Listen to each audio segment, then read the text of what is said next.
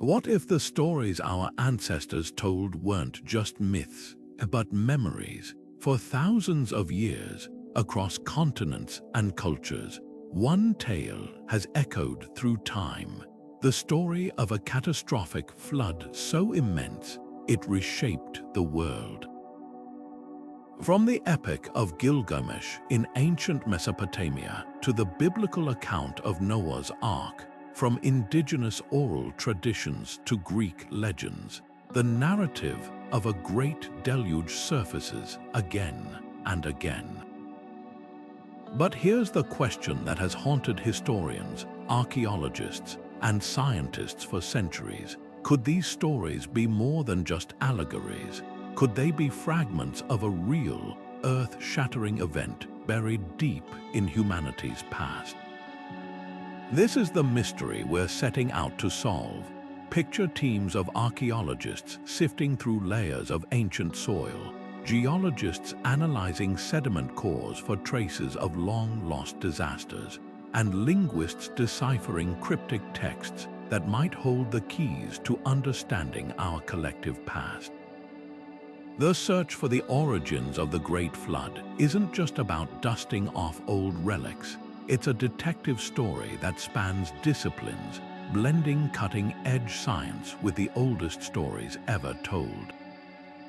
And what we've uncovered so far is astonishing. Evidence of massive floods, sudden climate shifts, and even submerged cities suggests that these myths might be rooted in something far more tangible than we once believed. So why does this matter? Because if these legends hold truth, they could rewrite our understanding of human history. They could reveal how ancient civilizations faced unimaginable upheaval and how they passed down warnings through generations. This isn't just about the past, it's about how stories shape our resilience, our curiosity, and our connection to those who came before us. So join us as we piece together the clues, from sunken ruins to ancient tablets, and ask, did the Great Flood really happen? The answers might surprise you and change the way you see history forever. From the dusty clay tablets of Mesopotamia to the sacred texts of the Himalayas, flood myths emerge with an eerie consistency. Take the Babylonian Epic of Gilgamesh, where the hero Utnapishtim builds a massive ark to survive the god's wrath, a story etched in cuneiform over 4,000 years ago. Then there's the biblical account of Noah gathering animals 2 by 2 as the skies open. Halfway across the world, the Hindu Puranas describe Manu, the first man, saved by a giant fish that guides his ship through the deluge. Even the indigenous peoples of Australia and the Americas recount ancestral stories of rising waters that swallowed the land. What's remarkable isn't just that these stories exist, it's how they mirror one another. Almost every version includes a righteous survivor, a vessel of salvation, and the theme of rebirth after catastrophe. Could this be coincidence, or is it possible that these narratives are distant echoes of the same cataclysmic event? Geologists point to periods of rapid climate change at the end of the last ice age, around 12,000 years ago, when melting glaciers could have triggered massive flooding. Imagine tsunamis carving new coastlines or entire valleys submerged in weeks, events so traumatic they seared themselves into humanity's collective memory. Yet some anthropologists propose another theory, that flood myths aren't literal records but metaphors for societal collapse and renewal. After all, water is both destroyer and life-giver in nearly every culture. The parallels might reflect universal human experiences like the cyclical nature of disaster and resilience rather than a single historical flood. But here's where archaeology steps in. When myth and geology align, as they do with the Black Sea deluge hypothesis or the submerged ruins of ancient Dwarka off India's coast, the line between legend and history begins to blur. These stories aren't just relics of the past, they're puzzles waiting to be solved. And as we piece together fragments of pottery, sediment layers, and ancient manuscripts, we might just find that the truth is stranger and more profound than the myths themselves. One of the most compelling scientific theories about the Great Flood points to the Black Sea around 5,600 years before the Common Era. At that time, this massive body of water was actually a freshwater lake cut off from the world's oceans. But as glaciers melted and global sea levels rose, the Mediterranean's waters grew restless. Then, in what must have been a terrifying spectacle, the sea finally broke through the natural land barrier at the Bosporus Strait. What followed wasn't just a flood, it was a catastrophe of unimaginable scale. Scientists estimate the cascade of seawater poured in with 200 times the force of Niagara Falls, swallowing over 60,000 square miles of land in less than a year. Entire villages vanished beneath the waves, their stories drowned in the sudden deluge. Marine archaeologists have uncovered haunting evidence of this event: ancient shorelines now deep underwater, freshwater mollusk shells buried under layers of saltwater sediment, and even the remains of human settlements on what was once dry land. This theory, known as the Black Sea Deluge hypothesis, was first proposed by geologists William Ryan and Walter Pittman in the late 1990s.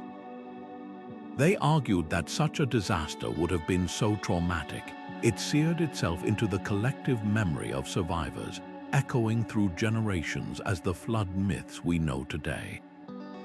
But not all scientists agree. Some point out that the flooding may have been more gradual, happening over decades rather than in a single catastrophic event. Others suggest similar floods occurred in different regions, like the Persian Gulf or the Mediterranean, leaving their own marks on human history. What makes the Black Sea theory so fascinating is how neatly it aligns with the geography of early civilizations. This region was home to some of humanity's first farming communities, people who depended on the land and would have been devastated by its sudden disappearance. If they fled, they might have carried their stories with them, spreading the tale of a great flood across Mesopotamia, Anatolia, and beyond. Yet the debate continues. Could one flood really inspire so many different versions of the same story? Or is the Black Sea just one piece of a much larger puzzle? As researchers keep digging both in the earth and in ancient texts, they're finding that the truth may be more complex than any single theory can explain. What's clear is that these flood stories, no matter their origin, tell us something profound about how humanity remembers disaster and how the past never truly disappears, it just changes shape. In the early 1920s, archaeologist Leonard Woolley made a discovery that would send ripples through our understanding of ancient history. Digging through the ruins of Ur, one of Mesopotamia's most powerful Sumerian cities, his team uncovered something startling: a layer of silt nearly 3 meters thick, buried beneath the foundations of the civilization. This wasn't just ordinary mud. It was a silent witness to a flood of unimaginable scale, dating back to around 2,900 years before the Common Era. Woolley's first thought was electrifying. Could this be the physical proof of the biblical deluge? The layer was so extensive, it suggested water had submerged the entire region, swallowing homes, temples, and streets in a single catastrophic event. But as more excavations took place, a clearer picture emerged. This wasn't a global flood, it was a localized disaster, one that would have been apocalyptic for the people living there. Similar layers of silt turned up in other Sumerian cities like Kish and Shuruppak, each telling the same story. Mesopotamia knew floods, and they were devastating.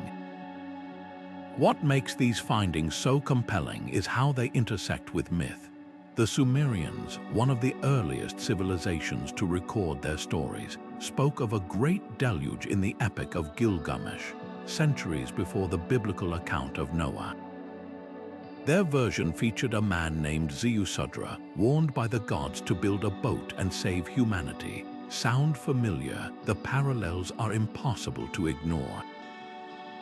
But here's the twist: these floods weren't one-time events. Mesopotamia's geography, nestled between the Tigris and Euphrates rivers, made it prone to cyclical flooding. A single unusually violent surge, amplified by seismic activity or a collapse of natural riverbanks, could have been enough to inspire legends that lasted millennia.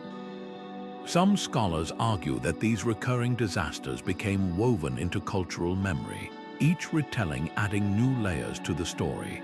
Others suggest that a particularly catastrophic flood, like the one that left Woolley's silt layer, became the template for all others. Either way, the evidence is clear. For the people of ancient Sumer, floods weren't just myths.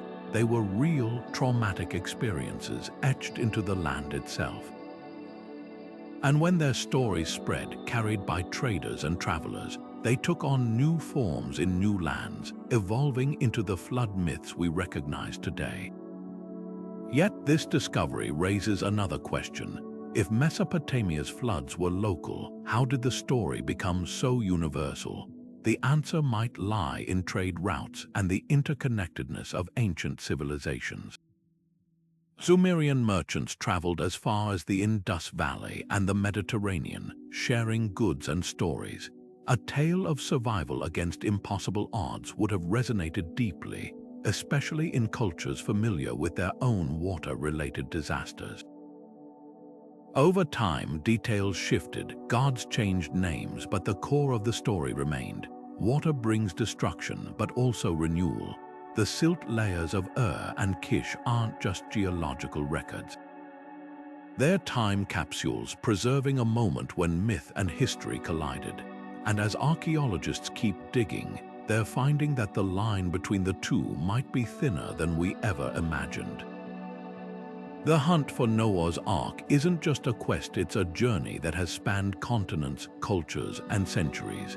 At the heart of this mystery stands Mount Ararat in Turkey, a snow-capped peak where countless expeditions have searched for traces of the biblical vessel. Satellite images have captured strange shapes beneath the ice, and ground-penetrating radar has revealed anomalies that some believe could be the remains of a massive wooden structure. But despite these tantalizing clues, no definitive evidence has ever emerged.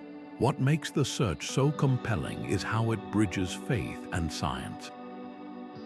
For some, finding the Ark would confirm the literal truth of ancient scriptures. For others, it's a puzzle to be solved with modern technology. Teams have combed the mountain's treacherous slopes, braving avalanches and extreme weather, only to return with fragments of wood or disputed photographs. One of the most famous claims came in the 1950s, when a French explorer insisted he'd found a petrified ship near Ararat's summit, only for geologists to later identify it as a natural rock formation. Yet Mount Ararat isn't the only candidate. In Iran, locals speak of a ship-like formation high on Mount Sabalan, while Armenia's legends point to Mount Aragat. Even China has its own version of the story, with some researchers suggesting the Ark could have come to rest in the remote Tian Shan Mountains.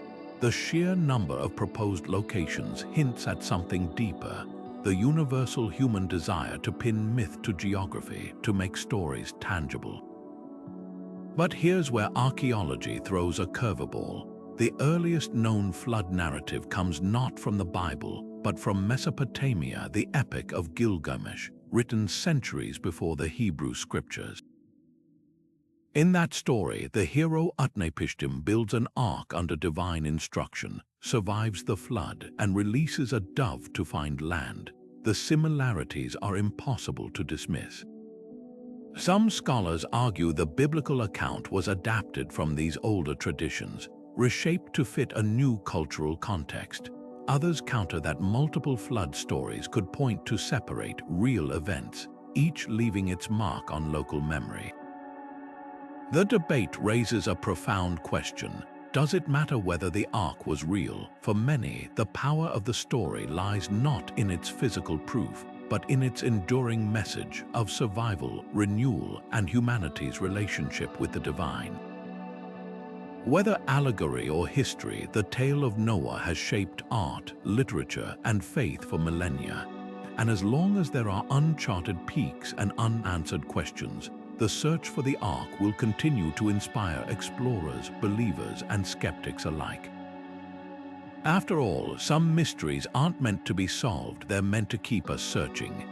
Long before the first clay tablet was etched with cuneiform or papyrus scrolls recorded history, humanity relied on something far more fragile and powerful to preserve its memories, the human voice. Oral tradition wasn't just storytelling, it was a living archive passed down through generations with meticulous care.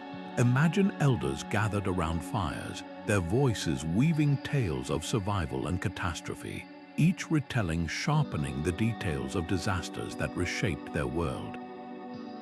This is how flood myths may have begun not as pure fiction, but as urgent warnings etched into collective memory. The fascinating thing about oral histories is how they balance truth and transformation. A single catastrophic flood might become grander with each retelling, its waters rising higher, its devastation more absolute. But at their core, these stories often contain kernels of geological truth. Take the indigenous peoples of the Pacific Northwest, whose legends speak of a time when the sea rose suddenly, swallowing entire villages.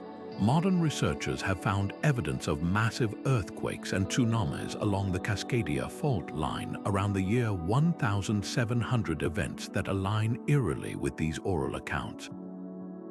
Similarly, the Aboriginal peoples of Australia describe coastlines that vanished beneath the waves, matching scientific data about rising sea levels thousands of years ago. Cultural memory studies reveal something profound. Traumatic events leave scars not just on the land, but on the psyche of communities. When a disaster strikes, whether it's a tsunami, a river bursting its banks, or a sudden glacial flood, the story of survival becomes sacred. Details might shift over centuries. The gods who sent the flood in one version might become angry spirits in another. The hero's name might change, or the shape of the vessel they used to escape.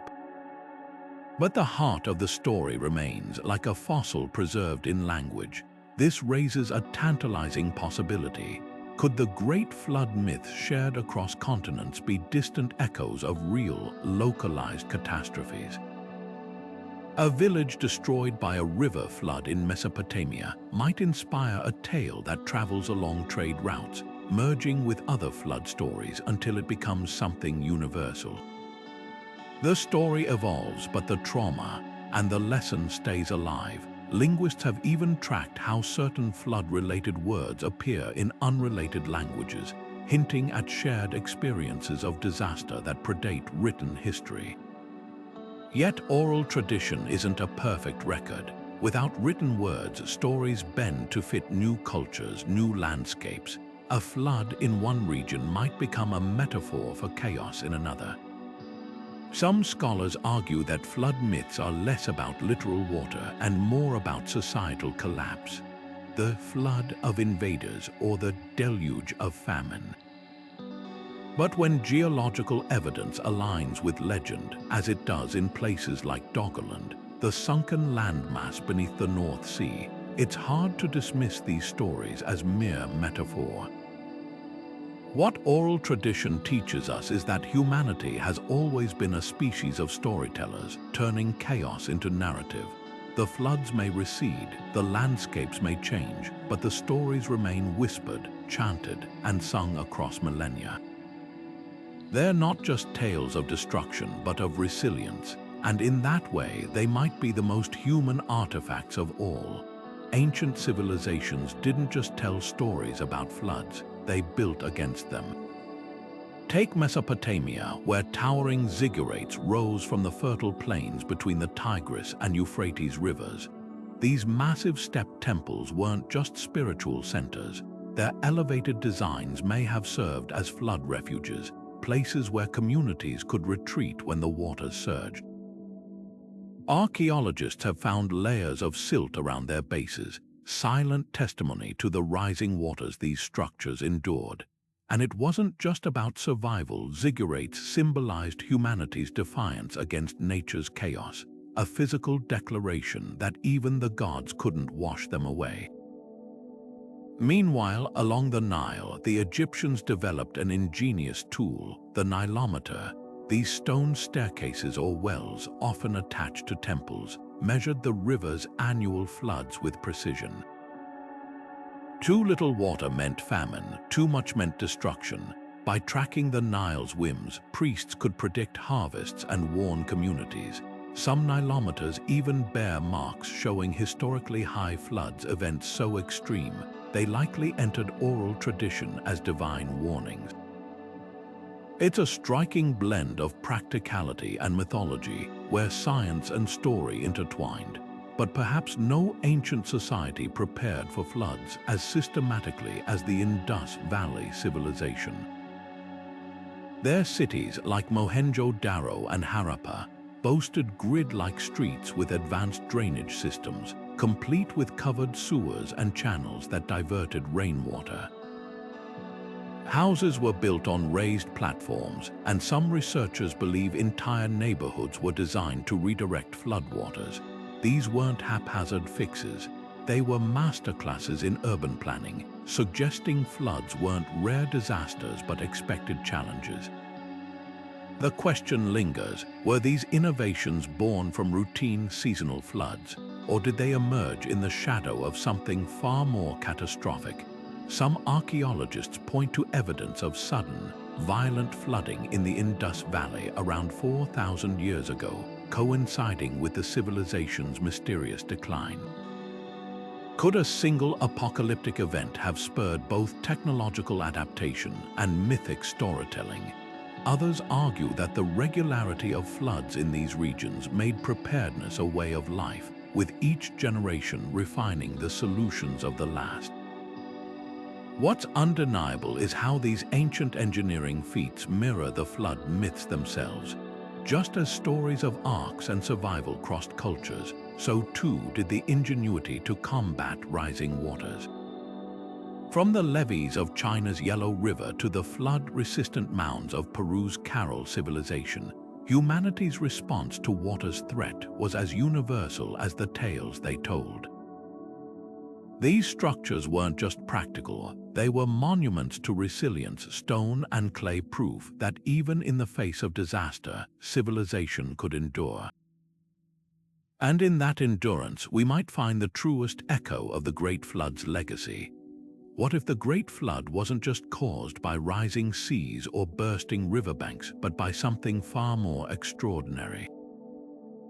Picture this: 12,800 years ago, a comet hurtles toward Earth, fracturing into fiery fragments as it enters the atmosphere.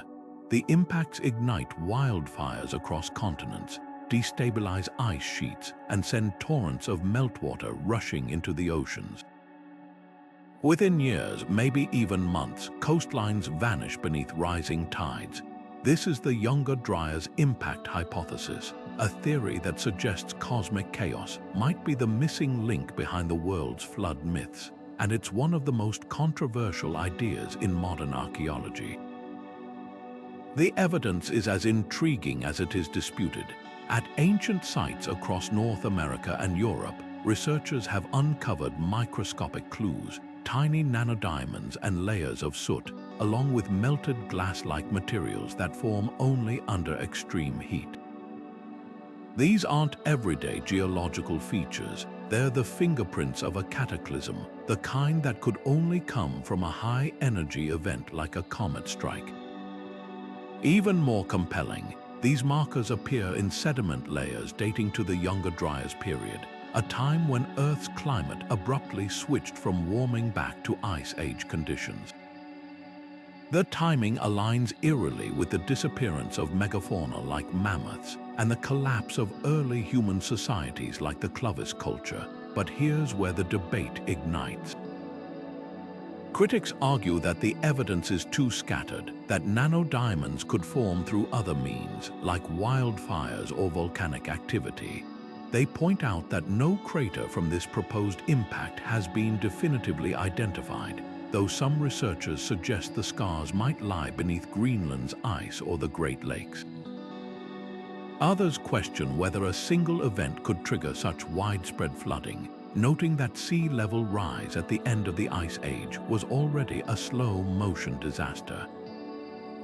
Yet the hypothesis persists, partly because it offers a tantalizing explanation for the ubiquity of flood myths. If a comet strike plunged the planet into climate chaos, with floods, fire, and a sudden deep freeze, it's easy to see how survivors might pass down stories of a world remade by water. Indigenous traditions from the Americas to Australia describe celestial events preceding great floods, like falling stars or the sky raining fire. Even Plato's account of Atlantis mentions a civilization destroyed by both water and celestial upheaval. Could these be distant memories of a real cosmic catastrophe? The Younger Dryas impact hypothesis forces us to rethink not just geology, but human history. If true, it means our ancestors endured an apocalypse written in the stars, one that reshaped landscapes, cultures, and maybe even the stories we still tell today. But until more concrete evidence emerges, the theory remains a captivating puzzle, a reminder that sometimes the most extraordinary explanations hide in plain sight, waiting for science to catch up. Beneath the waves, where sunlight fades to blue twilight, lie the ruins of civilizations we're only beginning to understand. Off the coast of Japan's Yonaguni Island, massive stone terraces and angular structures rise from the ocean floor, some so precise they seem carved by human hands. Local divers stumbled upon them in the 1980s, sparking a debate that still rages today. Are these the weathered remains of an ancient city, or just an extraordinary quirk of geology? The Yonaguni monument's flat platforms and right angles defy easy explanation, with some researchers pointing to tool marks and stair-like formations that suggest human intervention. If they're right, this could be evidence of a culture lost to rising seas over 10,000 years ago, a time when glaciers were melting and shorelines were shifting dramatically. Then there's Dwarka, the legendary sunken city off India's western coast. Hindu texts describe it as the dazzling kingdom of Lord Krishna, a place of gold and towers that vanished beneath the waves when its protector departed. For centuries, it was considered pure myth until marine archaeologists began pulling artifacts from the seabed. Stone anchors, pottery shards, and even submerged walls have emerged, dating back at least 3,500 years. The layout of these ruins mirrors descriptions in ancient scriptures with uncanny accuracy, suggesting the stories might have been rooted in real events. Could Dwarka's submergence have been caused by a catastrophic flood or gradual sea level rise over generations? Either way, its discovery blurs the line between legend and history in a way that few other sites have. But these underwater mysteries aren't isolated. In the Mediterranean, the ancient city of Pavloptri rests just 4 meters below the surface off Greece's coast. Its streets, buildings, and even tombs are so well preserved, they look like a snapshot of a Bronze Age community frozen in time. Unlike Dwarka or Yonaguni, there's no myth attached to Pavloptri, just a stark reminder of how vulnerable coastal cities have always been. Meanwhile, in the Gulf of Cambay, sonar has revealed sprawling ruins with artifacts dating back 9,000 years, pushing back the timeline of Indian civilization far earlier than previously believed. Each of these sites shares a common thread. They're all casualties of water's relentless advance. What makes underwater archaeology so revolutionary is the technology now at our fingertips. Multi-beam sonar can map entire submerged landscapes in stunning detail, while advanced diving equipment allows researchers to spend hours exploring where earlier generations could only guess. In the Black Sea, where oxygen-deprived waters preserve organic materials like wood and rope, scientists have found intact shipwrecks from antiquity that look like they sank yesterday. These tools aren't just uncovering lost cities, they're rewriting humanity's relationship with the coast. For most of history, people lived closer to shorelines than we do today, building their lives where land and water met. As seas rose, these communities didn't just vanish. They adapted, relocated, or sometimes succumbed, leaving their stories to be carried by survivors. The question isn't just whether these sunken ruins prove the Great Flood happened, it's how many floods there might have been.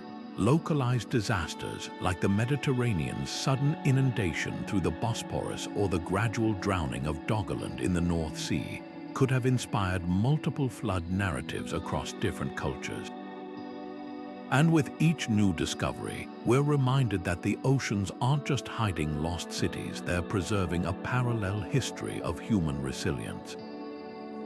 These ruins aren't just relics, they're time capsules waiting to tell us how our ancestors faced the rising tide. And as climate change reshapes our own coastlines, their lessons feel more urgent than ever. 20,000 years ago, the world looked nothing like it does today. Vast sheets of ice covered entire continents, locking away unimaginable volumes of water. Then, as temperatures began to climb, those glaciers started to retreat, not in a slow trickle, but in a cascading release that would reshape the planet. This was the last glacial maximum, a turning point in Earth's history when melting ice caused global sea levels to surge by over 120 meters. To put that into perspective, it's like submerging a 40-story building beneath the waves. Coastlines we recognize now, entire continents worth of land vanished underwater, often in the span of a few generations. For early humans living near these shifting shores, the changes would have been impossible to ignore. Imagine watching the ocean creep closer each year, swallowing fishing grounds, sacred sites, and eventually whole villages. There was no advanced warning, no scientific explanation, just the relentless advance of water. Archaeologists have found evidence of these drowned worlds off nearly every continent. In the North Sea, the now submerged landmass known as Doggerland was once a thriving hunter-gatherer paradise with rolling hills and freshwater lakes. Today, its remains lie beneath fishing nets and shipping lanes, but trawlers occasionally bring up ancient tools and mammoth bones, silent proof of a lost landscape. Paleoclimatologists, scientists who study ancient climates, have pieced together this dramatic transformation using everything from ice cores to fossilized plankton. Tiny air bubbles trapped in Antarctic ice reveal atmospheric conditions from millennia ago, while sediment cores from ocean floors show sudden shifts in salinity and temperature. Together, these clues paint a picture of a world in flux, one where the very ground beneath human feet could disappear within a lifetime. And here's where it gets fascinating. The timeline of these floods overlaps strikingly with the earliest flood myths. The stories didn't emerge from a vacuum. They came from lived experience, from communities forced to retreat inland, carrying tales of the deluge that chased them.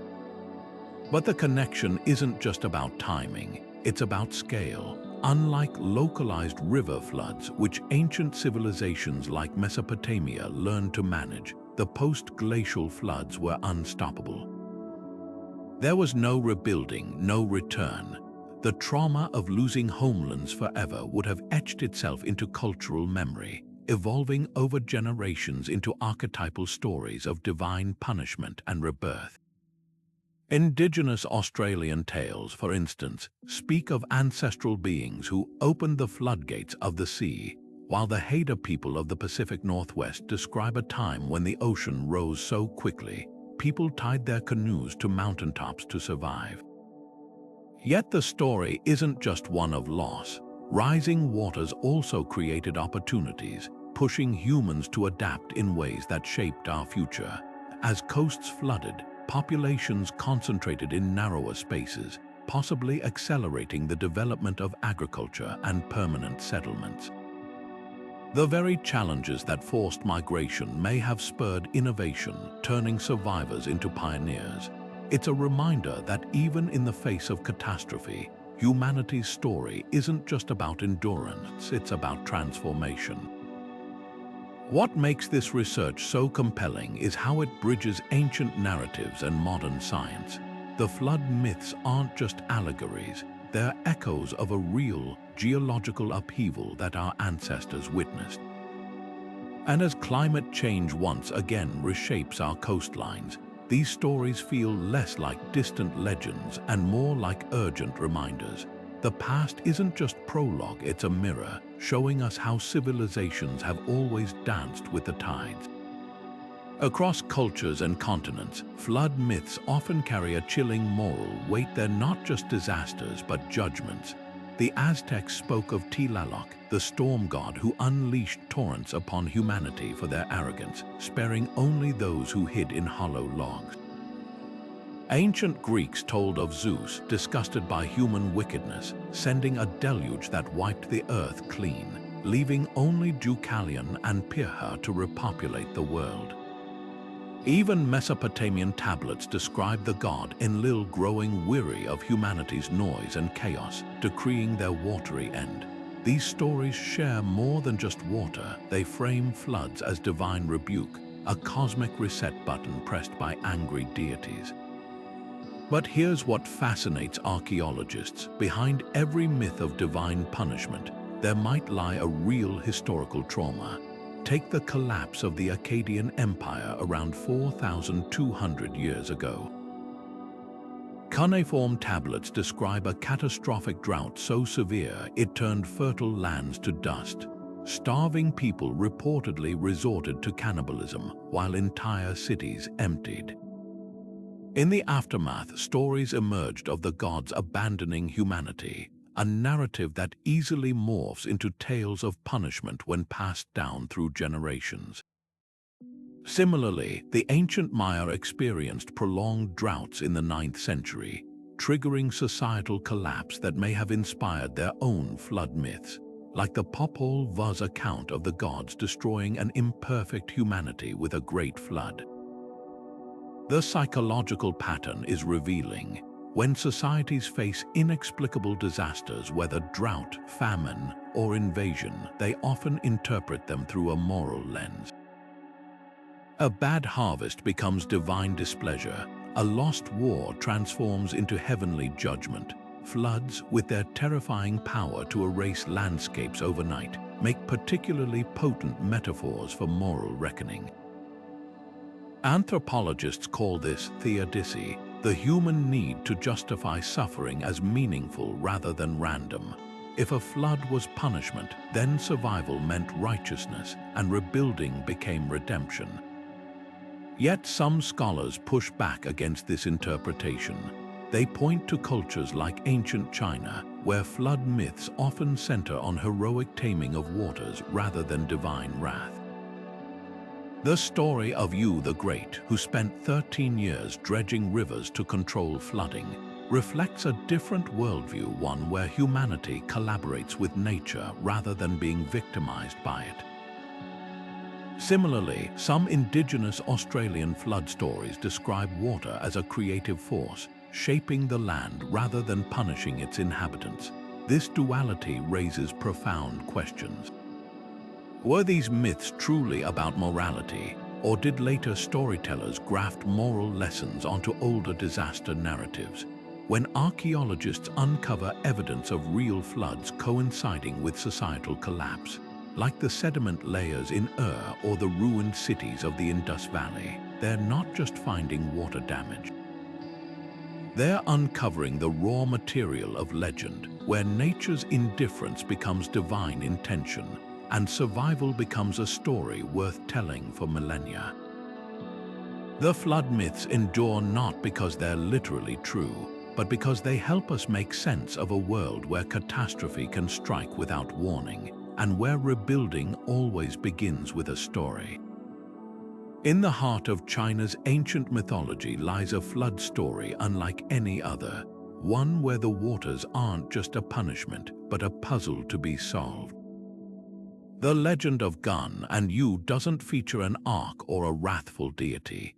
Instead, it tells of a relentless deluge that lasted generations, until a father and son duo rewrote humanity's relationship with nature through sheer ingenuity. Gun, the father, tried to control the waters by building dams, only to fail spectacularly. His son Yu took a radically different approach, studying the land's contours, dredging riverbeds, and carving channels to guide the floodwaters to the sea. After 13 grueling years, his hands calloused, his body weathered, Yu succeeded where others had perished. This wasn't just survival, it was mastery. What makes this myth extraordinary isn't just its focus on human effort over divine intervention, but how it aligns with archaeological discoveries along the Yellow River. In recent decades, researchers have uncovered remnants of ancient dams and canals dating back over 4,000 years, some precisely where oral traditions placed Yu's engineering feats. Unlike the haphazard levees of earlier eras, these structures show sophisticated understanding of hydrology. One site in Sichuan reveals a network of channels designed to divert floodwaters away from settlements, while another in Henan features layered stones packed with clay to withstand erosion. These aren't the crude attempts of desperate survivors, they're the work of a society that turned disaster into innovation. The contrast with other flood myths is striking. While Mesopotamian and biblical stories frame floods as tests of faith or moral reckoning, China's narrative celebrates human agency. Yu didn't wait for the gods to relent, he outthought the river itself. This cultural distinction may stem from China's geography. The Yellow River isn't just a waterway, it's a temperamental force nicknamed China's Sorrow for its history of catastrophic floods. Unlike the Nile's predictable inundations or the Tigris's sporadic surges, the Yellow River carries heavy silt that clogs its path, causing it to burst its banks unpredictably. Survival here required more than prayer. It demanded observation, adaptation, and collective labor. Modern geologists have found evidence supporting the myth's timeline. Sediment cores from the Yellow River basin show layers of catastrophic flooding around 4,000 years ago, coinciding with the collapse of the Neolithic Liangzhu culture. Unlike sudden tsunamis or glacial floods, these were prolonged disasters, decades of submerged fields and displaced communities. In this light, Yu's 13-year struggle takes on new resonance. His story might compress generations of trial and error into a single hero's journey, but the core truth remains: taming China's rivers was a marathon, not a sprint. Yet the Gun Yu myth isn't just about engineering, it's a blueprint for governance. Yu's success earned him the mantle of emperor, founding the Xia dynasty, China's first. Here, flood control becomes statecraft, with centralized authority emerging from shared struggle. Later dynasties would replicate this model, employing armies of laborers to maintain canals and dikes. The myth endures because it encapsulates a fundamental truth. In China, water management wasn't just practical, it was political. Even today, the government's ability to control floods or fail to echoes Yu's legacy. Perhaps the most poignant lesson lies in the myth's moral duality. Gun, the father, is punished for his flawed strategy, not by the gods but by history. His failure teaches that brute force against nature is futile. Yu, by contrast, thrives by working with the river's logic, not against it. In an era of climate change, where rising seas and superstorms challenge modern engineering, this ancient tale feels startlingly relevant. The great flood myths of other cultures warn of hubris. China's offers a roadmap, one where respect for nature and human perseverance aren't opposites, but partners in survival. Imagine standing on the shore of modern-day Australia, listening to an elder recount a story passed down through countless generations. A tale of how the coastline was once far wider, how the ancestors walked where waves now crash. For decades, researchers dismissed these accounts as mere legend. Then came a breakthrough. Geological evidence proved that around 7,000 years ago, rising seas did indeed swallow vast stretches of land, exactly as the stories described. This revelation sparked the birth of geomythology, a field that doesn't just study myths, it deciphers them as ancient records of real geological events, etched into human memory long before the invention of writing. The implications for flood myths are staggering. Take the Aboriginal tale of the rainbow serpent, a powerful creator being whose movements shaped the land. In some versions, the serpent's wrath brings floods that drown the world. Modern core samples from Australia's seabed reveal submerged freshwater lakes and river systems that vanished beneath rising seas millennia ago. The correlation is too precise to ignore. These stories aren't allegories, they are oral maps, preserving knowledge of landscapes lost to time. Geomythology flips traditional archaeology on its head. Instead of treating myths as embellished fiction, researchers now mine them for scientific clues. In the Pacific Northwest, indigenous stories speak of a time when the earth shook violently and the sea rushed inland. For years, these accounts were relegated to symbolism until geologists uncovered evidence of a massive earthquake along the Cascadia Fault around the year 1700.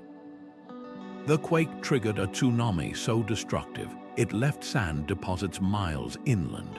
The stories, it turns out, were eyewitness accounts, meticulously preserved. But how does this apply to the Great Flood? Consider the Babylonian Epic of Gilgamesh, where the gods unleash a deluge described with startling specificity. For 6 days and 6 nights, the winds blew, torrent and tempest overwhelmed the land.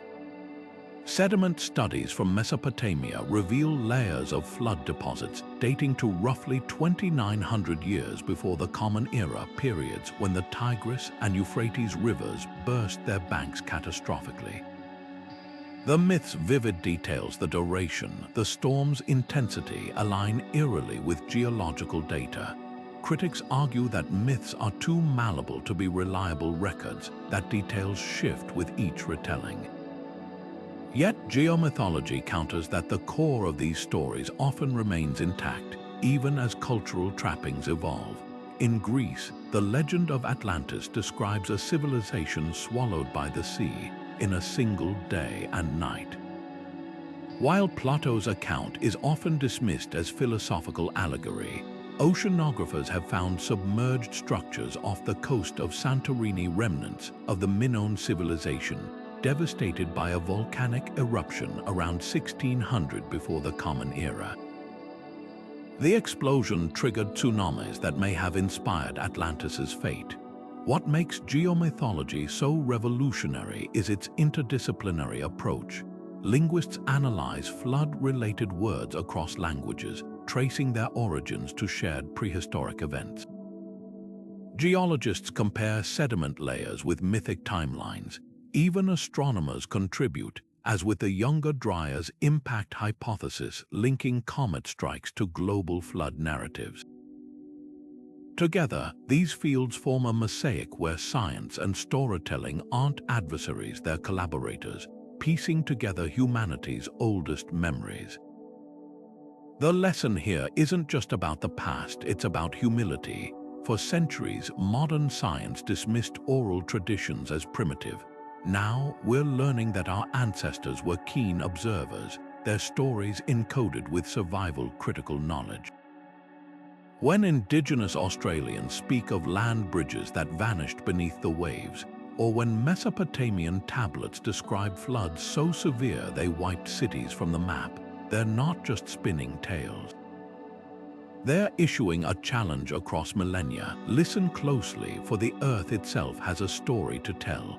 And sometimes the most enduring truths aren't written in stone. They are carried on the human voice. Plato's account of Atlantis reads like something torn from a Hollywood script, a dazzling island empire, rich in gold and advanced technology, swallowed by the sea in a single cataclysmic night. For centuries, scholars have debated whether his story was pure allegory, a cautionary tale about hubris, or a garbled memory of a real disaster. The truth might lie in a volcanic explosion 1600 years before the Common Era, when the Greek island of Thera, now known as Santorini, erupted with a force 50 times greater than Krakatoa. The blast obliterated the thriving Minoan settlement of Akrotiri, sending tsunamis racing across the Mediterranean. Waves 30 meters high would have smashed into Crete, just 110 kilometers away, crippling the sophisticated Minoan civilization that once dominated the region.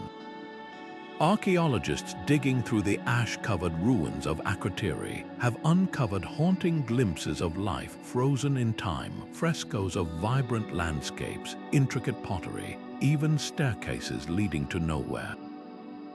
The city wasn't just destroyed, it was preserved like Pompeii, offering a snapshot of a culture that vanished overnight. Could this be the kernel of truth behind Atlantis? Plato placed the lost city beyond the Pillars of Hercules, traditionally identified as the Strait of Gibraltar. But some researchers argue he might have conflated distant trade reports with local history. The Minoans were master seafarers, their influence stretching from Egypt to Sicily. If their civilization collapsed amid tsunamis and ash clouds, the trauma could have echoed across generations, morphing into the legend we know today. Not everyone is convinced. Critics point out that Plato's Atlantis was explicitly fictional, a plot device in his dialogues, Timaeus and Critias, meant to illustrate the dangers of imperial overreach. The stories elaborate details like concentric rings of water and an army of elephants seem more symbolic than historical, yet the parallels are hard to ignore. The Minoans, like Atlantis, were a maritime power with advanced architecture and art. Their sudden decline aligns with the timeline of Thera's eruption, and the tsunamis match Plato's description of the sea swallowing the land. Even the name Atlantis might hint at a connection. Some linguists suggested echoes Atlas, the titan who held up the heavens, or Atlantikoi, a term the Minoans may have used for themselves. The debate takes a fascinating turn when you consider how oral histories warp over time. A Minoan refugee fleeing Crete's ruined ports might have described towering waves and skies blackened by ash. Centuries later, that account could evolve into a tale of divine punishment, the details growing grander with each retelling. Similar processes transformed the eruption of Mount Mazama in Oregon into the Klamath people's legend of the Battle of Lau and Skell, where a god's fury reshaped the landscape. Catastrophes become myths, and myths become warnings, a cycle as old as storytelling itself. What makes the Atlantis question so compelling isn't just the hunt for a sunken city, but what it reveals about how humanity processes disaster. Whether Plato's tale was inspired by Thera or spun from whole cloth, it endures because it taps into a primal fear, the idea that civilization, no matter how advanced, is fragile. The Minoans learned that lesson the hard way. Their ruins, buried under volcanic rock and whispered about for millennia, remind us that every flood myth, no matter how fantastical, might hold a drop of truth. And sometimes the most enduring legends aren't about what was lost, but what we choose to remember. While the myths of Mesopotamia and the Mediterranean echo across textbooks, the Americas hold their own flood narrative stories just as vivid and perhaps just as rooted in real events. The Hopi people of the southwestern United States speak of a time when the world grew corrupt, and the gods unleashed a great flood to cleanse it. Survivors took refuge inside hollow reeds, bobbing on the churning waters until they washed ashore on a new land. Meanwhile, high in the Andes, the Inca told of Yunu Pachacuti, the flood that turns the world upside down, a cataclysm sent by the god Viracocha to punish humanity's arrogance. The few who escaped climbed to mountaintops, watching as the valleys below vanished beneath the waves. What's striking about these tales isn't just their similarity to old-world flood myths, it's how closely they align with geological discoveries. Deep in the Amazon basin, sediment cores reveal layers of unusually coarse sand and debris, deposited by floods so massive they could have submerged entire forests.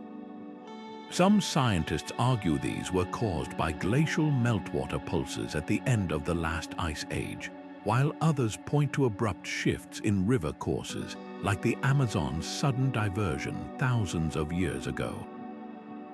Either way, the evidence suggests landscapes transformed almost overnight, leaving scars that match the scale of the legends. The parallels don't stop there. Along the Pacific coast of South America, researchers have found marine fossils stranded far inland, suggesting tsunamis once roared across what's now dry land. In the Andes, terraced hillsides and ancient agricultural ruins sit well above modern flood zones, as if built with the memory of past deluges in mind. Even the Grand Canyon, carved by the Colorado River, holds clues.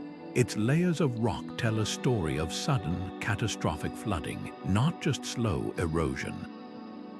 Could these natural wonders have inspired the Hopi's tales of a world remade by water? Yet the question lingers, are these stories literal records of disasters, or do they reflect something deeper about human psychology? Floods are among the most universal of natural disasters, striking every continent where humans have settled. It's no surprise that cultures separated by oceans would develop similar myths. Water, after all, is the great equalizer, capable of erasing borders and rewriting geography in days. But the specifics are what fascinate. The Hopi's hollow reeds mirror the bamboo rafts of Southeast Asian flood tales, while the Inca's mountaintop survivors echo the biblical Ararat. Perhaps the truth lies in the intersection of geology and memory.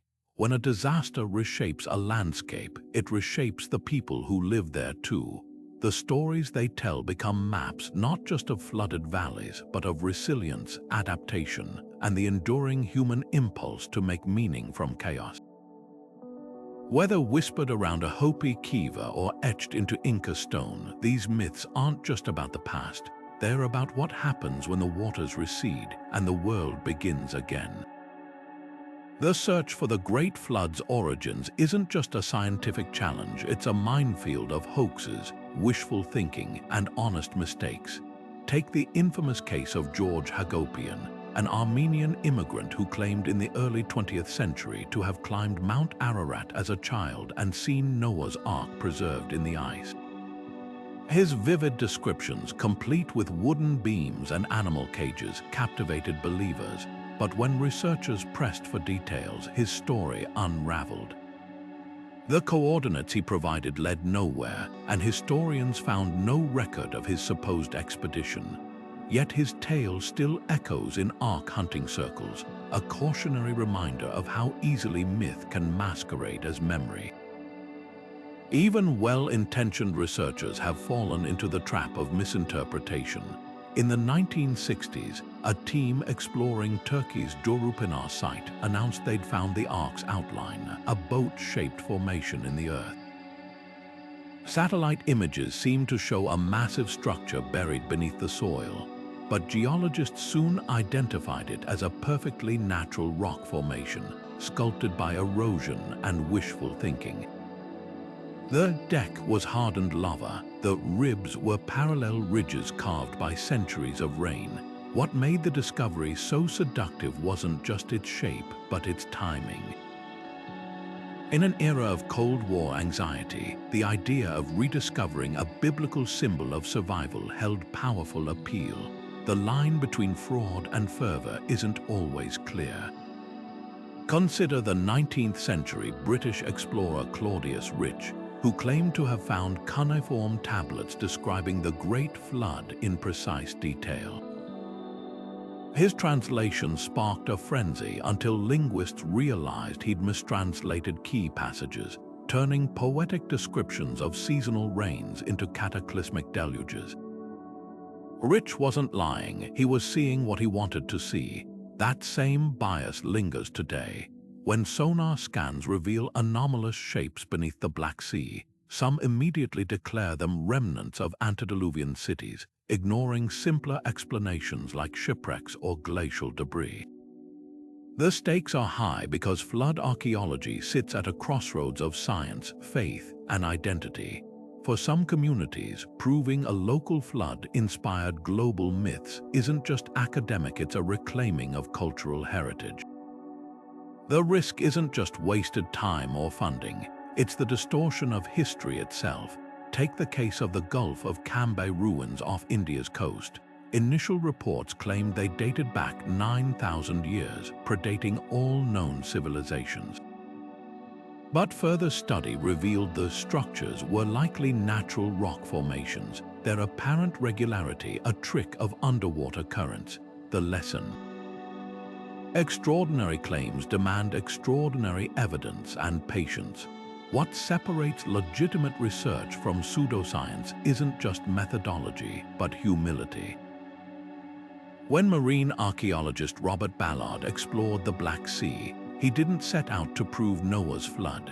He followed the geology, uncovering evidence of a catastrophic inundation that matched local folklore without forcing the pieces into a predetermined narrative. That's the golden rule: let the evidence lead, even if it takes you somewhere unexpected. Because in the end, the truth about the Great Flood may not lie in a single ark or ruin, but in the collective memory of humanity's oldest struggle to survive a world remade by water. Words carry history in their syllables, and nowhere is this clearer than in the flood myths whispered across millennia. When linguists trace the Mesopotamian term for flood, abubu, they find its echoes in Hebrew texts like the Book of Genesis, where the Mabul, Great Deluge, mirrors its ancient predecessor. This isn't just coincidence, it's evidence of stories traveling along trade routes like spices and silk, adapting to new cultures while preserving their core. The Akkadian Epic of Atrahasis, one of the earliest flood narratives, describes the abubu with such vivid terror that later civilizations couldn't help but borrow its language and its trauma. But the clues run deeper than borrowed vocabulary. In the Pacific, indigenous languages of coastal tribes often lack separate words for tsunami and flood, using phrases like the sea walking inland instead. This subtle linguistic choice reflects a lived understanding of water's power, one that predates scientific terminology by centuries. Meanwhile, in the Andes, Quechua oral traditions describe Yunu Pachacuti water overturning the world with verbs that linguists trace back to pre-Incan roots, suggesting the memory of catastrophic flooding may stretch back over 5,000 years. The real breakthrough comes when scholars map how these terms evolve. Proto-Indo-European, the ancient mother tongue of languages from English to Sanskrit, contains a reconstructed word, plu, meaning to flow. From this root springs a family of flood-related terms: the Greek plinthos, flood, the Old English flood, and even the Sanskrit plu, to swim or float. This shared linguistic ancestry hints that flood myths might not just be cultural exports, they could stem from ancestral memories carried by migrating peoples. Imagine Bronze Age traders around campfires, swapping tales of deluges in broken dialects, each retelling, grafting new details onto an old, shared fear. Yet language can also obscure as much as it reveals. The Chinese character for flood, Chinese letter, combines the radicals for water and vast, but its earliest forms depict a different story, not just overflowing rivers but water controlled by human hands. This shift mirrors the myth of Yu the Great, where floods are challenges to be mastered rather than punishments to endure. Similarly, the Mayan word Yal means both water and pain, a linguistic fusion that reveals how intimately their culture tied survival to suffering. What emerges from this tapestry of words isn't a single flood narrative, but a chorus of voices, each adapting the story to their landscape, their struggles, their gods. When a Babylonian scribe etched a bubu into clay or a Quechua elder recounted Yunu Pachacuti, they weren't just describing water, they were encoding a warning, a prayer, a memory of the day the world drowned.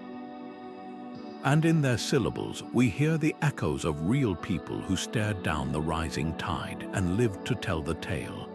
Imagine standing on the shores of the Persian Gulf 8,000 years ago, watching the horizon disappear as rising waters swallowed your village inch by relentless inch. This wasn't just a change of scenery, it was an existential crisis, forcing entire communities to abandon lands their ancestors had cultivated for generations. Today, beneath the Gulf's turquoise waves, lie the drowned remains of what archaeologists call the Gulf Oasis, a once fertile plain that may have been a cradle of early human migration. As sea levels climbed at the end of the last ice age, this lush landscape vanished beneath the waves, and with it, a way of life. But the people didn't just vanish, they carried their stories inland, seeding flood myths across Mesopotamia and beyond. The evidence lies in the artifacts. Along the Gulf's submerged coastlines, marine archaeologists have found stone tools, pottery fragments, and even the outlines of ancient settlements, proof that humans thrived here when sea levels were lower. But around 6,000 years before the Common Era, the waters began rising at a rate of nearly 1 meter per century, swallowing an area the size of Great Britain. For Neolithic farmers and hunter-gatherers, this wasn't just an inconvenience. It was a catastrophe that erased hunting grounds, freshwater sources, and sacred sites. The logical response: move. Researchers tracing the spread of agricultural techniques have noticed something striking. Just as the Gulf flooded, farming communities appeared abruptly in places like the Indus Valley and the Fertile Crescent, almost as if refugees brought their knowledge with them. What's fascinating is how these migrations might explain the spread of flood myths. The Sumerian tale of Ziusudra, the Babylonian Epic of Gilgamesh, and even the biblical story of Noah all emerge from regions where displaced Gulf populations likely resettled. It's as if the trauma of losing their homeland imprinted itself on their cultural DNA, evolving into stories of divine retribution and rebirth. Linguists have even found hints in ancient place names, words for water and chaos in early Mesopotamian languages share roots with terms used by coastal cultures as far away as India, suggesting a shared memory of displacement. But the Persian Gulf isn't the only candidate. Halfway across the world, the flooding of Doggerland, a vast landmass that once connected Britain to Europe, may have triggered similar migrations. As the North Sea rose, Mesolithic tribes were pushed westward, carrying their own flood narratives. In Australia, indigenous oral traditions describe coastlines that vanished beneath the waves, coinciding with the arrival of new tool technologies in the continent's interior. The pattern is uncanny. Wherever ancient shores submerged, cultures seem to retreat inland, taking their myths with them. Critics caution against oversimplifying these connections. Migration is rarely driven by a single factor, and flood stories could have arisen independently in water-prone regions. Yet the geological record is hard to ignore. Sediment cores from the Gulf show layers of saltwater intrusion precisely when coastal settlements would have been abandoned. Meanwhile, Genetic studies of ancient human remains reveal sudden population shifts in regions like the Levant, timed suspiciously close to major flooding events. It's as if the Earth itself left breadcrumbs tracing the footsteps of those who fled the rising tide. The lesson here isn't just about the past, it's about resilience. These early migrations weren't just flights from disaster, they were acts of adaptation. When the waters came, people didn't just survive, they carried their stories to new lands, weaving them into the fabric of new civilizations. In that way, flood myths aren't just warnings, they're testaments to humanity's oldest truth. When the world changes, we find a way to begin again. Ancient artists didn't just paint floods, they gave them shape, turning chaos into symbols that still resonate today. In the dim glow of Egyptian temple walls, the god Set battles the serpent Apep, a monstrous embodiment of the untamed Nile's fury. At Dendera, carvings show Horus standing triumphantly over twisting water serpents, his spear pinning down the threat of inundation. These weren't mere decorations, they were visual prayers, a way for civilizations to assert control over the very forces that could erase them. The serpent motif is telling. Water's destructive power, limbless and relentless, mirrors the way floods coil around the land, squeezing the life from fields and cities alike. But Egypt wasn't alone in turning trauma into art. Halfway across the world, Mesopotamian cylinder seals depict gods riding boats over churning waves, their hands outstretched to calm the waters. One striking seal from the Akkadian period shows the sun god Shamash emerging from a flood, his rays piercing the storm clouds, a metaphor for renewal after disaster. Even the Minoans of Crete, whose civilization may have inspired the Atlantis legend, painted frescoes of dolphins leaping over abstract blue spirals, a possible nod to the sea's dual nature as both giver and taker of life. The symbolism goes deeper than mythology. In Hindu temples, the god Vishnu sleeps on the coiled serpent Ananta, floating on the cosmic ocean.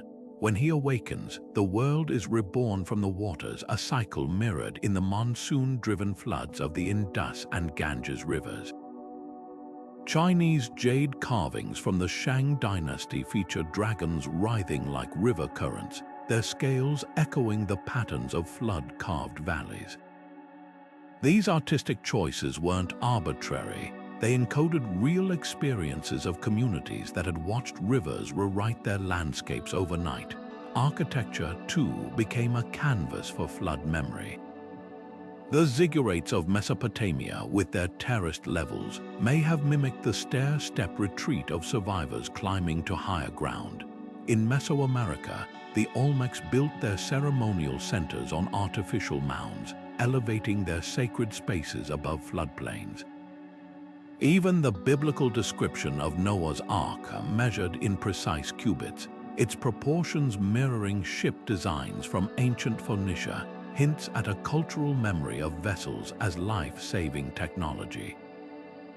What's remarkable is how these symbols cross cultural boundaries. The serpent, the boat, the towering refuge, they appear in flood art from the Andes to the Yellow River, as if humanity's collective unconscious agreed on the visual language of catastrophe. But perhaps the most poignant example comes from Australia's Arnhem Land, where Aboriginal rock art depicts the rainbow serpent winding through creation stories. Some paintings show the serpent's body forming rivers, while in others, it swallows people whole, a duality that captures water's power to both sustain and destroy. These artistic motifs do more than decorate temples or tell stories. They reveal how deeply flood trauma shaped human creativity. When a society carves its gods taming waves into stone, or paints its myths on cave walls for generations unborn, it's not just making art. It's building a shield against the next deluge, a way to stare down the rising waters and say, "We remember." And in that memory, there's a promise that even when the flood comes, the story won't end. Buried in the ruins of Nineveh's royal library, a cracked clay tablet holds one of archaeology's most tantalizing puzzles. Known as the Gilgamesh Flood Tablet, this 4,000-year-old relic recounts a deluge so strikingly similar to the biblical story of Noah. It forces us to question, did these stories share a common origin, or were they shaped by the same catastrophic memory? The tablet's cuneiform script tells of the god Enlil, weary of humanity's noise, deciding to wipe them out with a great flood. But the god E secretly warns the righteous man Utnapishtim, instructing him to build a massive boat, load it with animals, and survive the coming storm. Sound familiar? The parallels don't stop there. Like Noah, Utnapishtim releases birds to find dry land, and after the waters recede, he offers a sacrifice that pleases the gods. What makes this tablet so extraordinary isn't just its age. It predates the earliest biblical flood accounts by centuries, but the raw humanity in its details. The text describes the storm's fury in visceral terms. For 6 days and 7 nights, the wind and flood raged, leveling the land like a grinding stone. When Utnapishtim emerges, he finds a world transformed, silent except for the lapping of waves against his boat. This isn't just myth, it's a narrative so specific, it reads like an eyewitness account. Archaeologists have even found flood sediment layers in Mesopotamian cities like Ur and Kish that align roughly with the tablet's timeline, suggesting it might preserve a real historical disaster. Yet the debate rages. Some scholars argue the flood story wasn't meant as literal history, but as political theater. Kings like Hammurabi used flood myths to legitimize their rule, casting themselves as divinely appointed protectors against chaos. The tablet itself was found in the library of Ashurbanipal, a 7th century BCE Assyrian king who collected ancient texts to bolster his authority. Could the flood narrative have been repurposed as propaganda, a warning to subjects that only a strong leader like Utnapishtim could save them from divine wrath? Others counter that the story's roots run deeper. Fragments of even older Sumerian flood tales, like the Epic of Ziusudra, show the myth evolving over centuries, hinting at an oral tradition stretching back to Mesopotamia's earliest days. The tablet's discovery in the 19th century sent shockwaves through religious and academic circles. Here was proof that flood myths existed long before the Bible, challenging assumptions about the uniqueness of sacred texts. But it also raised a profound question. Why did this story resonate so powerfully across cultures? Perhaps because floods weren't just disasters, they were metaphors for the fragility of civilization. In a land like Mesopotamia, where life depended on the unpredictable Tigris and Euphrates, a single catastrophic flood could erase entire cities, leaving survivors to weave the trauma into legend. The Gilgamesh Flood Tablet doesn't just connect us to an ancient story, it connects us to the people who told it. When we read Utnapishtim's fear as the storm clouds gather, or his relief when the dove fails to return, we're not just deciphering cuneiform, we're touching a 4,000-year-old heartbeat. Whether it records a real flood or a symbolic one, its power lies in its humanity. And that's the real smoking gun, not in proving which flood came first, but in understanding why we've never stopped telling the tale. The waters that surged through New Orleans during Hurricane Katrina didn't just drown a city, they birthed stories. Survivors spoke of floating refrigerators slamming into second-story windows, of neighbors rescuing each other in makeshift boats, of the Superdome's darkened halls becoming a temporary ark for thousands. These aren't just memories, they're the raw materials of myth, echoing the same human impulses that once turned ancient floods into legends. Fast forward 1,000 years, and how might Katrina be remembered? Not as a weather event documented by satellite images, but as a tale of hubris, of a below-sea-level city defying nature until the levees broke, or perhaps as a modern-day Atlantis swallowed by its own fragility. The 2004 Indian Ocean tsunami offers an even starker parallel to ancient flood narratives. Entire villages vanished in minutes, leaving behind only rubble and ghostly foundations. In Aceh, Indonesia, survivors described the sea retreating ominously before roaring back, a detail chillingly similar to the drawback phenomenon noted in both modern tsunami science and ancient flood myths like the Greek tale of Poseidon's wrath. Already, local folklore has woven the disaster into its fabric, with elders speaking of the ocean as a living force that must be respected. This rapid transformation from disaster to legend mirrors how archaeologists believe ancient floods entered cultural memory. Within generations, the tsunami's precise date might blur, but its emotional truth, the terror of water reclaiming the land, will endure, just as it did for the survivors of Mesopotamia's floods 4,000 years ago. What modern disasters teach us is that myth-making begins instantly.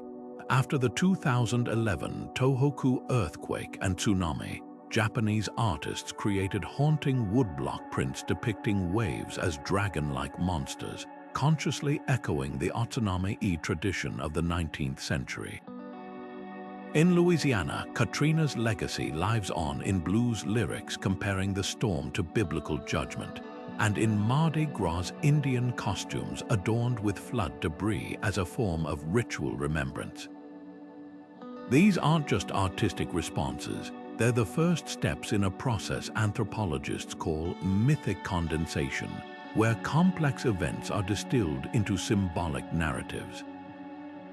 The same process likely gave us the Epic of Gilgamesh, not as a literal weather report, but as a story about human vulnerability and divine caprice. Yet there's a crucial difference between ancient and modern flood myths: the role of technology. Today, we document disasters in real time with smartphone videos and satellite data, creating records that resist the embellishments of oral tradition. But counterintuitively, this might make our flood stories even more potent.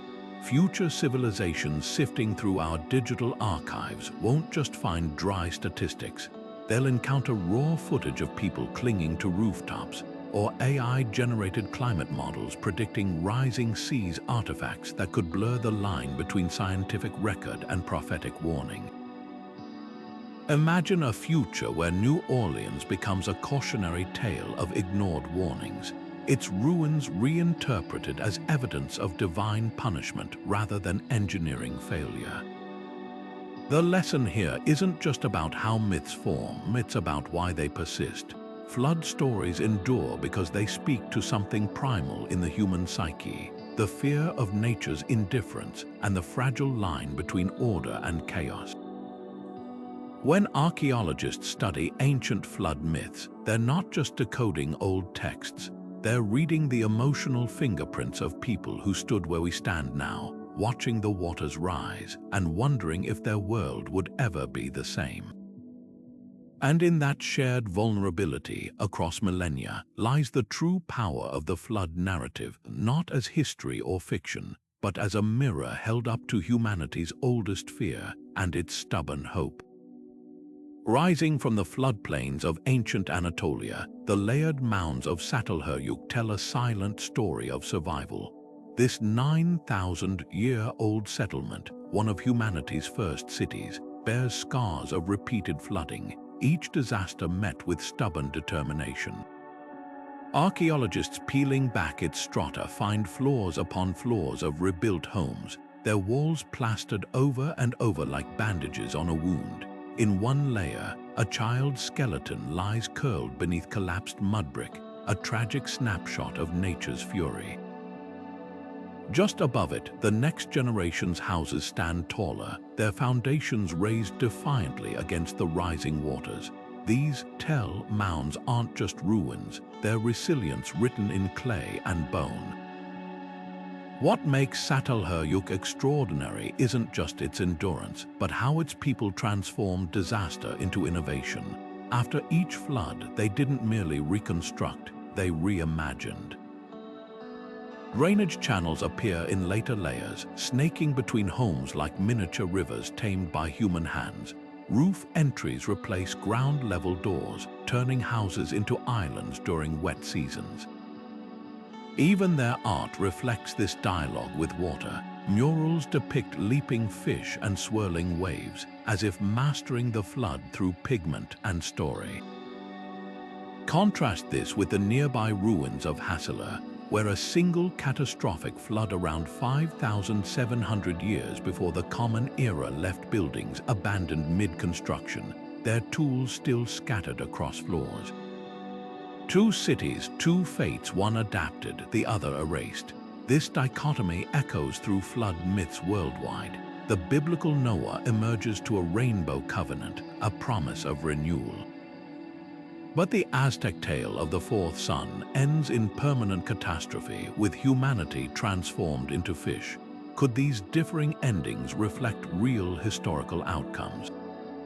At Tel Leilan in Syria, sediment cores reveal a devastating drought around 2,200 years before the Common Era, not a flood, but a disaster equally apocalyptic. The city's meticulous grain storage systems prove its people saw crisis coming, yet their adaptations failed. Their story might live on in Mesopotamian myths where floods bring unrelenting divine anger, a warning etched in collective memory. The psychology of rebuilding reveals even deeper layers. At Turkey's Çatalhöyük, archaeologists found flood deposits sandwiched between layers of animal bones, some ritualistically placed as if begging the gods for mercy. In China's Yellow River Valley, villages rebuilt on the same flood-prone sites for generations, their persistence bordering on defiance. This tension between memory and necessity raises haunting questions. Did survivors stay because the land was sacred, or because trauma rewired their sense of risk? Modern disaster studies show that flood survivors often return to vulnerable areas, their attachment to home outweighing logic, a behavior as ancient as the first mud brick. Perhaps the most telling clue lies in what wasn't rebuilt. The Indus Valley city of Mohenjo-Daro shows signs of meticulous urban planning, yet after a major flood around 3,900 years ago, its great bathhouse was never repaired. The difference between Çatalhöyük's rebirth and Mohenjo-Daro's decline might come down to social cohesion. When excavators sift through Çatalhöyük's layers, they find no palaces or temples, just hundreds of nearly identical homes, suggesting a society built on shared labor. But at Mohenjo-Daro, the uneven distribution of wealth may have fractured communities when crisis hit. A flood doesn't just test walls, it tests whether people will still work together when the waters recede. These archaeological whispers force us to reconsider what myths truly preserve. The rainbow after Noah's storm or the Aztecs' grim finale aren't just divine caprice, they're metaphors for the hardest lesson disasters teach. Recovery isn't about returning to what was, but building something new atop the ruins. When the children of Çatalhöyük played on floors that had once been ceilings, they weren't just living with the flood's memory, they were writing the next chapter in an unbroken story of human grit. And that may be the greatest artifact of all. Flood myths don't just live in the past, they crawl into our nightmares. Picture a child hearing the story of Noah's Ark for the first time, wide-eyed at the thought of a world swallowed by water, or an indigenous elder recounting how the ancestors tied their canoes to mountaintops to survive the rising tide. These stories grip us because they speak to something primal, the terror of losing control, of nature's indifference to human order. Psychologists call this catastrophizing, our brain's tendency to fixate on worst-case scenarios as a survival mechanism. Flood myths are humanity's oldest thought experiment. What if everything we've built could vanish in an instant? But these narratives aren't just about fear, they're about transformation. Consider the Babylonian flood hero Utnapishtim, who emerges from the deluge not just as a survivor, but as something immortal, a symbol of rebirth. This duality mirrors the way trauma reshapes identity. Modern disaster studies show that survivors often describe their lives as before and after the flood, their personal narratives cleaved in two. Ancient myths formalize this split, offering a template for processing collective trauma. When the Klamath people of Oregon recount the eruption of Mount Mazama as a battle between gods, they're not just explaining a geological event, they're framing chaos as a story with meaning, where destruction leads to renewal. The moral weight of these tales reveals another layer. Flood myths often punish hubris. Think of the Greek legend of Deucalion, where Zeus drowns a corrupt humanity, or the Aztec story of Tlaloc wiping out a generation for their arrogance. Cognitive scientists suggest this just world bias comforts us. If disasters strike the wicked, then the righteous might be spared. But there's a darker flip side. When Hurricane Katrina submerged New Orleans, some called it divine retribution, a chilling echo of ancient blame shifting. Flood myths can be mirrors, reflecting our need to find reason in randomness, even when it distorts the truth. Yet the most profound function of these stories might be their role as intergenerational survival guides. The Aboriginal tale of the rainbow serpent doesn't just describe a flood. It encodes vital knowledge about seasonal monsoons and safe elevations. Researchers analyzing Pacific Islander navigation charts have found similar practical wisdom, star paths and storm warnings disguised as poetry. This blending of myth and memory creates what anthropologists call cultural resilience. When the Maori of New Zealand recite legends of the great canoe Takitimu carrying their ancestors to safety, they're not just preserving history, they're reinforcing communal bonds that could save lives in the next disaster. What makes flood myths endure isn't their historical accuracy, but their emotional truth. They're vessels for everything we can't control: the rising tide, the crumbling levee, the fragility of civilization itself. And in that vulnerability lies their power, whether etched on Mesopotamian clay or whispered in Amazonian longhouses. These stories remind us that survival isn't just about staying afloat. It's about learning to swim in the dark. Imagine flying over a dense jungle, and with the flick of a switch, the foliage vanishes, revealing the ghostly outlines of an ancient city below. That's the magic of LiDAR technology, a game changer in flood archaeology. By firing laser pulses from aircraft or drones, LiDAR pierces through vegetation and even shallow water, mapping the ground beneath with centimeter precision. In the North Sea, where the lost landscape of Doggerland lies submerged, LiDAR has uncovered river valleys and hills that once teemed with Mesolithic hunters. These aren't just abstract contours, they're snapshots of a drowned world preserved in data points. When researchers matched these scans with sediment cores, they found something astonishing: freshwater peat deposits and tool fragments exactly where the LiDAR predicted ancient shorelines. Suddenly, the stories of Europe's coastal tribes of lands swallowed by the sea had a physical map, but LiDAR is just the beginning. Ground-penetrating radar, or GPR, acts like an X-ray for the Earth, sending radio waves deep into soil and stone. Along the banks of the Tigris River, where flood layers have buried Sumerian cities for millennia, GPR has revealed walls and streets hidden meters below the surface. Unlike traditional excavation, which can take years, GPR lets archaeologists see through time without lifting a shovel. In Turkey's Black Sea region, teams using GPR located a submerged Bronze Age settlement perfectly aligned with local flood legends. The radar's readout showed not just structures, but the telltale signs of sudden inundation, collapsed roofs preserved in silt, as if the water froze time itself. Now, artificial intelligence is taking these discoveries even further. Machine learning algorithms can analyze thousands of satellite images in hours, flagging subtle anomalies that hint at human activity. In the Persian Gulf, AI pinpointed underwater mounds that turned out to be Neolithic fishing weirs traps built by communities who later fled rising seas. These tools don't just find sites, they connect dots across vast distances. By cross-referencing flood sediment data with myth timelines, AI has identified patterns earlier researchers missed. For example, clusters of flood myths in Southeast Asia all seem to coincide with periods of abrupt sea level rise around 5,000 years ago, suggesting a shared trauma carried by migrating coastal peoples. Yet these technologies aren't infallible. LiDAR struggles with deep water, and GPR can be fooled by dense clay or modern debris. Even AI has biases. It's only as good as the data it's fed.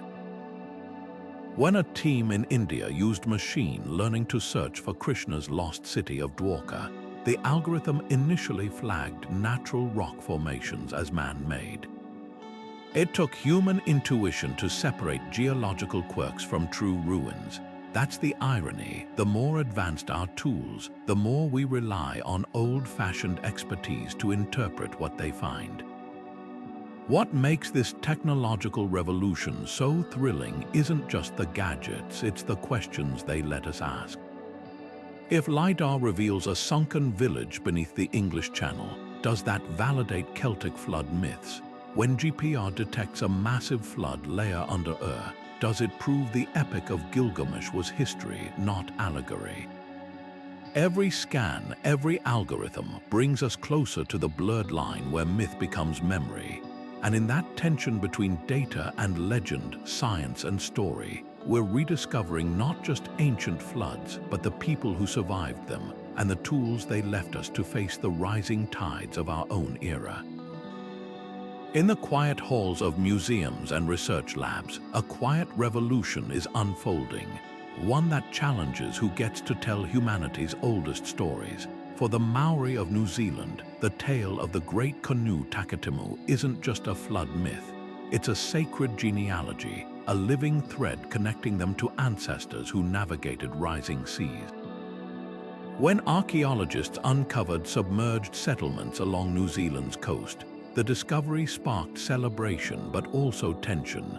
Scientific teams rushed to document the sites, while indigenous elders asked a different question: how do you measure the weight of memory in carbon dates? This collision of worldviews isn't unique. Along the Pacific Northwest, the Hulquaminim people have passed down stories of Salish sea floods for generations. Their oral histories describe villages swallowed by waves, accounts that align with geological evidence of earthquakes millennia ago. Yet when researchers published findings without consulting tribal leaders, they faced backlash. The issue wasn't the science, it was ownership. As one elder put it, "You can't take our stories and strip them of their spirit." The ethical tightrope is complex.